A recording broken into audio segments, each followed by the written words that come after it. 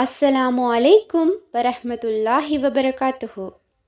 நாம் அனைவரும் ரஜப் மாதத்தின் புனிதமான நாளான ஜும்மாவுடைய தினத்தை அடையப் போகின்றோம். அல்ஹம்துலில்லாஹ். இன்றைய பதிவில் நாம் பார்க்க இருப்பது மிகவும் மகத்துவமான அமலை பற்றித்தான் இன்ஷா அல்லாஹ் இன்றைய பதிவில் நாம் பார்க்க இருக்கின்றோம். இந்த அமலை நாம் செய்வதற்கு ஏராளமான சிறப்புகளை நாம் கூறலாம்.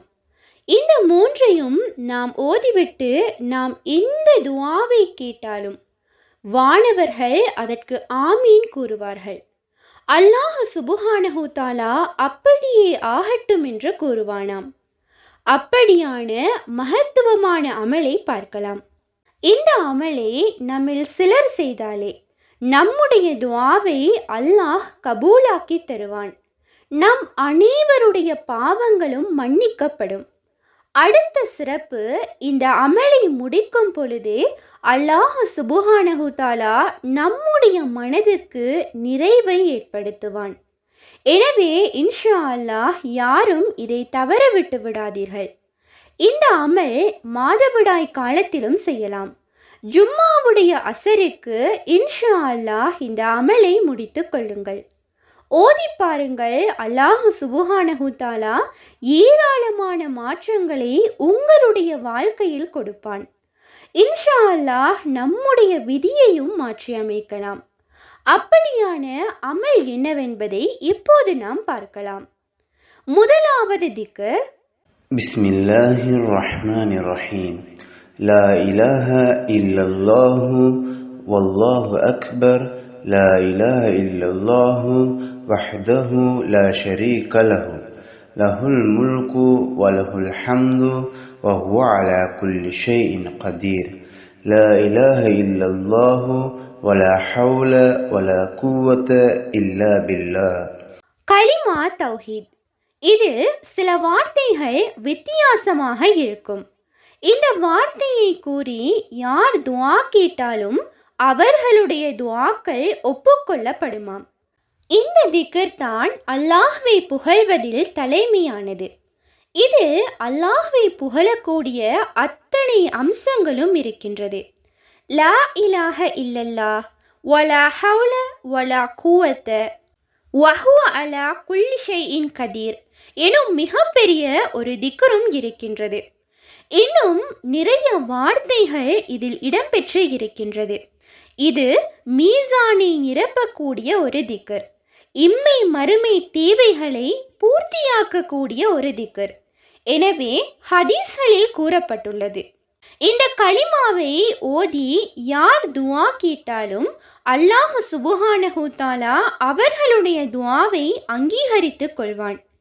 எனவே இன்ஷா அல்லாஹ் வெள்ளிக்கிழமை அசருக்கு பிறகு 27 முறை ஓதிக்கொள்ளுங்கள்.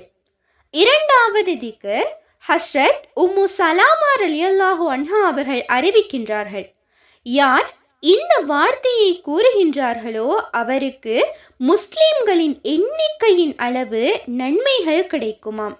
அந்த திக்ர் என்னவென்றால், அல்லாஹும்ம ஃபிர்லி வலில் முஃமினீன வல் முஃமினாத்தி.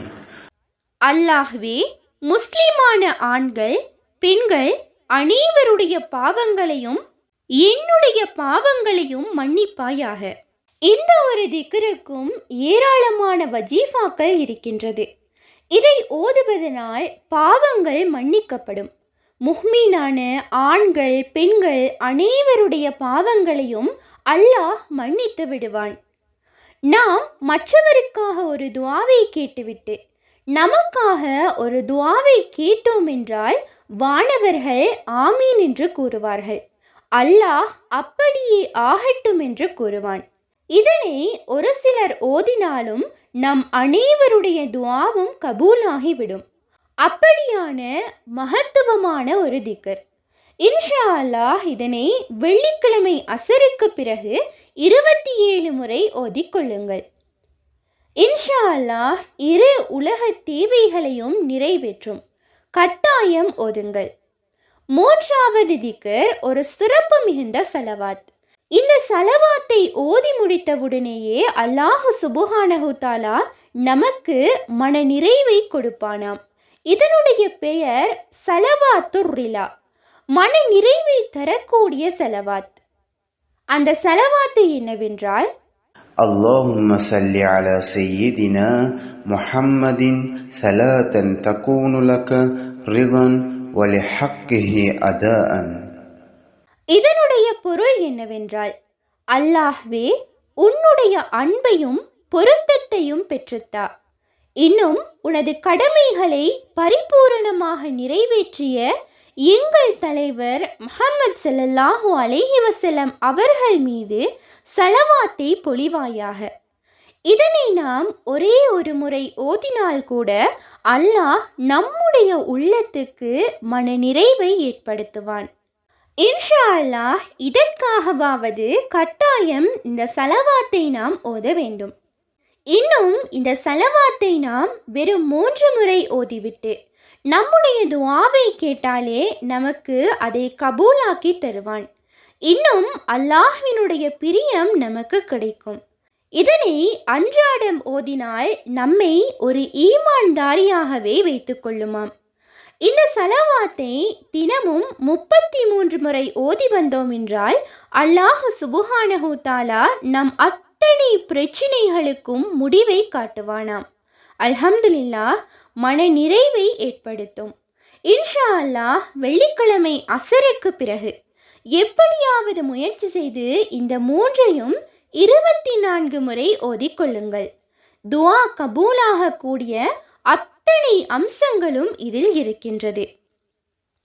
கலிமா இருக்கின்றது, இஸ்திக்ஃபார் இருக்கின்றது, நபி மீது சலவாத்து ஓதுகின்றோம், அல்லாஹ்வை புகழ்கின்றோம்.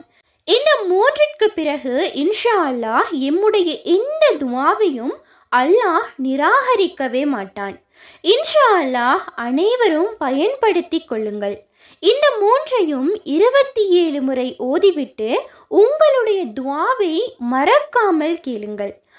எந்த தேவையும் எனக்கு இல்லை என்றாலும் அல்லாஹ் மன நிறைவையும் மகிழ்ச்சியையும் கொடுப்பான். செல்வத்தில் பரக்கத்தை செய்வான். உங்கள் கோரிக்கைகள் அத்தனையும் அல்லாஹ் கபூலாக்கி தருவான். இதன் பரக்கத்தின் காரணமாக மறுமை வாழ்க்கையும் சிறப்பானதாக அமையும். எனவே இந்த தினத்தை தவறவிட்டு விட வேண்டாம். எனவே இன்ஷா அல்லாஹ் சிறந்த 3 திக்ருகளையும் வெள்ளிக்கிழமை ஓதக்கூடிய நற்பாக்கியத்தை வல்ல அல்லாஹ் நம் அனைவருக்கும் தந்தருள்வானாக. ஆமீன். இன்ஷா அல்லாஹ் இந்த பதிவானது உங்களுக்கு பயனுள்ளதாக இருப்பின் அல்ஹம்துலில்லாஹ் என்று கமெண்ட் செய்யுங்கள். மேலும் உங்களுடைய மேலான துஆக்களில் என்னையும் சேர்த்து கொள்ளுங்கள். இன்ஷா அல்லாஹ் மற்றொரு பதிவில் சந்திப்போம். உண்மையான அறிவை தேடும் வழி அல் குர்ஆனாகும். உங்கள் ஆதரவுகளுக்கு ஜஸாக்குமுல்லாஹ் ஹைரன். தொடர்ந்தும் எம்முடன் பயணியுங்கள். அஸ்ஸலாமு அலைக்கும் வரஹ்மத்துல்லாஹி வபரகாத்துஹு.